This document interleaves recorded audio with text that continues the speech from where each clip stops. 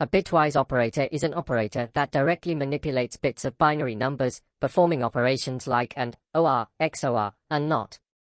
These operators are efficient for low-level data processing and work at the bit level, making them faster than regular arithmetic operators for certain tasks. How to convert number to binary?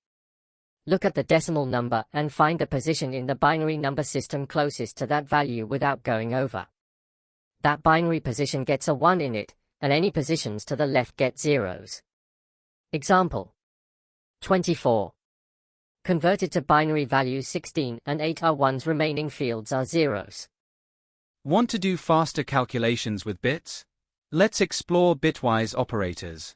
The bitwise and compares each bit. If both bits are 1, the result is 1. Otherwise, it's 0. Example: 5 in binary, 0101, 3 in binary, 0011, result, 0001. Result is 5 and 3 is equal to 1.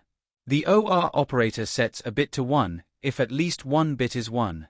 Example: 5 in binary, 0101, 3 in binary, 0011, result, 0111. Result is 5, 3 is equal to 7. XOR gives 1 if the bits are different, and 0 if they're the same.